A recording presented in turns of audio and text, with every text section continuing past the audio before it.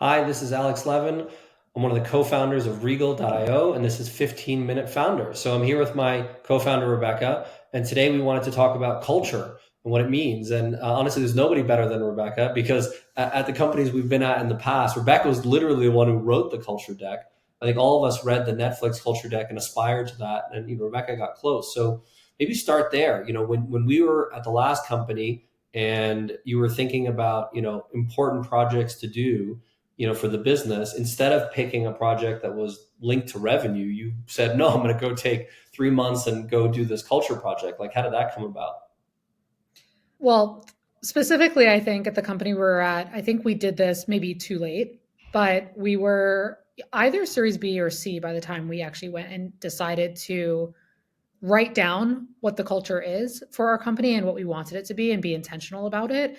And we had scaled very, very quickly. There was a lot of VC money we had raised and we had grown really quickly and realized that the founders and the leadership team had kind of lost the initial opportunity to author the culture and decide exactly how we thought we were going to win as a company and how our talent was going to behave to get us there. And when you just hire hundreds of people and they each bring their own perspective on how to behave and what to do, then you kind of lose ownership of the culture and whatever happens, happens. And so we had an opportunity at that moment to reset. And that's why it was so important for us to do it at that time. I think, now that we've built Regal, I think it was the first slide you and I ever even created in our pitch deck was what the values of Regal were going to be and those writing those 5 things down. That's what I would encourage other companies to do. But yes, in that specific context, like I think it was the most important thing we could have been doing to make sure we could get the business on the right trajectory. Because at the end of the day, it's all about the talent at the business who's actually building it. Yeah. So, I think back to that experience, and I had never thought about it so intentionally, certainly. Like, I remember being at some companies going, I don't agree with how like the execs are making decisions, or being in other ones going, oh no, the way they make decisions makes sense to me inherently, and I understand the direction that we're going, and I understand how I should make decisions. So looking back, I now understand that's culture. Like, it's not like, did they have a ping pong table? Did they have a fancy office? Like, did they take us out to drinks or not? Like, that's all fun and games, and great. But the realization I had when you finally did that exercise was, if we can be really clear about how we make decisions as an organization, what we reward and what we punish, so to speak, that's culture. Like, and if you're in an organization where it's clear and you agree with it, you're gonna have a great time.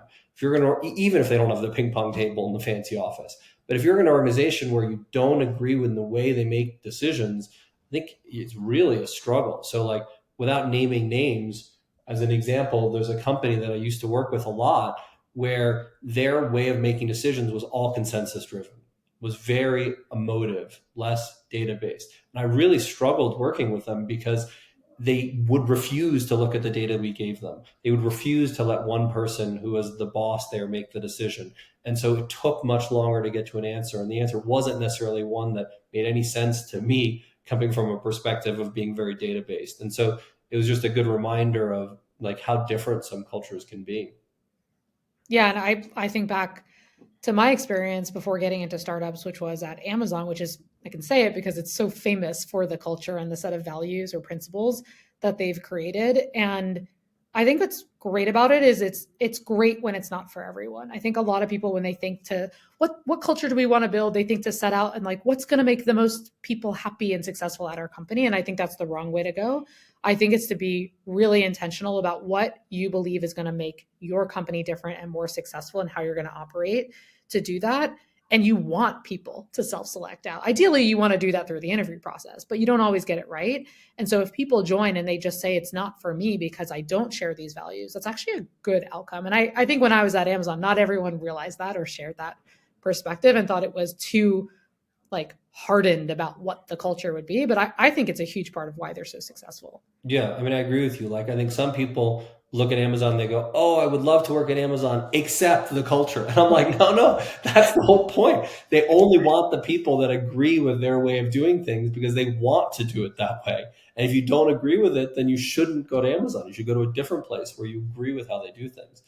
I think about the different startups I've been at, and I think part of what was so fun about being founders from the beginning is that, in the past, even if I agreed with the culture, ultimately, like, it wasn't entirely the thing I wanted. And so, like, when we got to start something, to be able to say, like, here, this is the way we want things done. We want it done in our image. We want bracelets made saying, what would Rebecca do, for instance? Like, that's, I think, one of the best parts about starting a company, where you can be so intentional about it. So to your point, it was something very early we did.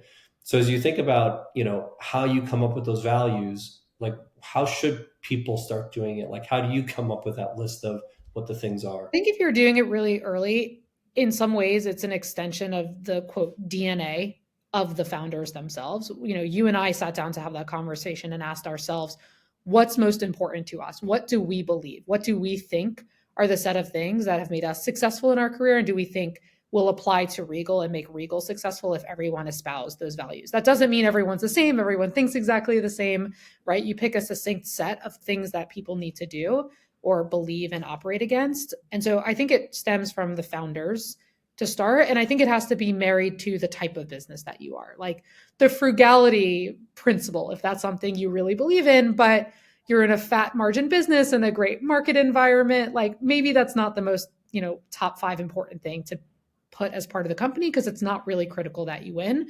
But for a retailer like Amazon, or for our previous company that had lower margins, that was really critical to be a part of it. So I think it's a marriage between the founders and the business. And I think the farther out you get, because values should change and evolve as a business evolves to some extent. So at our last company, when we did a reset on that and it was farther out, it became not just a reflection of the founders by that point, because the company already had a history and a way of doing things, some that worked, some that didn't. And there was already an exec team. So in that case, it was a little bit more of a reflection of the history of the company and the exec team, not just the founders themselves. Yeah. And to your point, they're not static. Like, they don't have to be the same forever. Like, you as a leadership team can decide to change them. I'd say the question that I find hardest to answer about values, and I'll pick some examples of our values, is, let's say one of our values is built for customer love, and another value is, use data to make good decisions. What if they're in conflict, right? What do you do in a situation where you have multiple values that are in conflict? I think our answer has largely been, well, some, all are equal, but some are more equal, or whatever. There are certain values that we, keep above the others. And so that helps break ties. So, build for customer love, maybe above other values, even if you have multiple.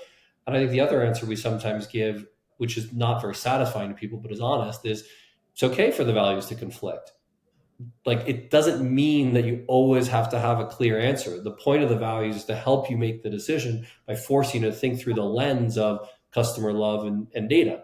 But it's okay to say, well, I've thought through the lens of customer love, and the answer is we should do this product. And I thought through the lens of data, and the answer is, well, we should do it in a different way. And that's in conflict. And how am I going to solve that? Well, that's okay. It's okay to have that conflict. It's not always going to give you the answer, but it's still forcing you to think about it in that way.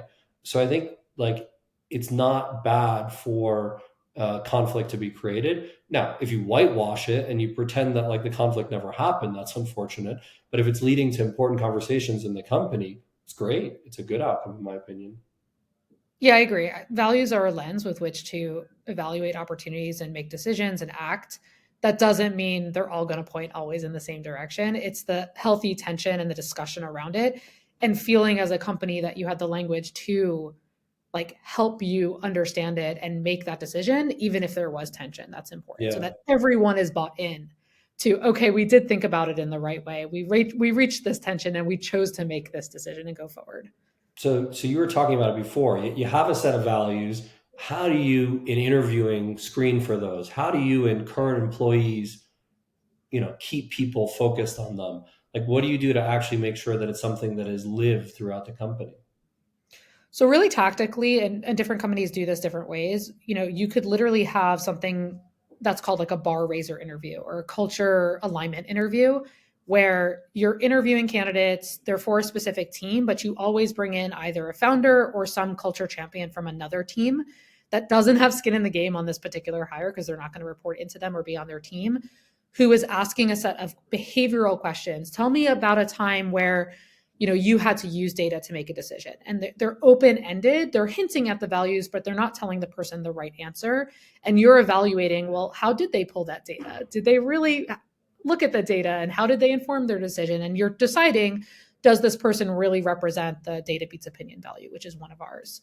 So I think that's one of the best ways to do it, is to have somebody not on your team doing that interview.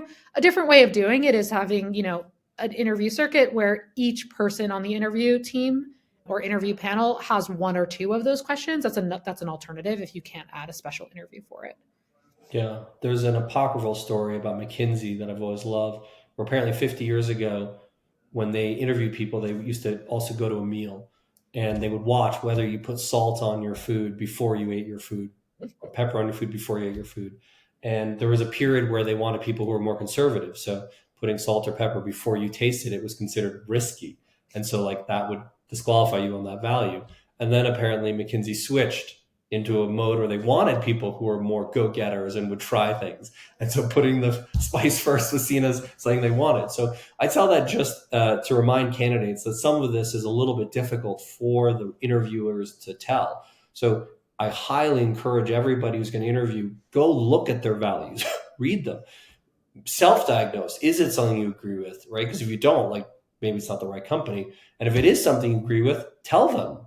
Don't let them try and guess because you put salt before or after the food. Say, if you were to ask my friends, the most important thing they would tell you is that I really care about the people I work with. And if you were to ask the people I work with, the most important thing is they would tell you how data-based I am. And here's 3 examples. Tell the company, give them the example so the person can check the thing on their list. Don't let them guess because of some random thing that you said.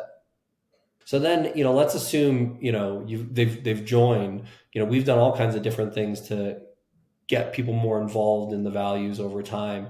So, at offsites or, like, within the company. And I think some have been more like than others, but we do try to, like, keep the values alive. Like, what's something we've done that you think has worked better to make the values more alive for people?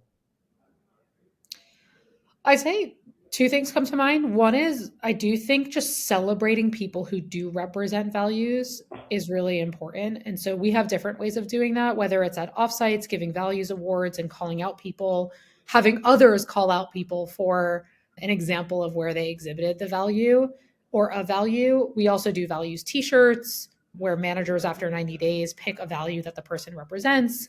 And in shout outs or 1 year anniversaries, we talk about values and things like that as well. So I do think celebrating the right behaviors is, like, really nice for people, and other people get to see how others have exhibited those values, which is useful.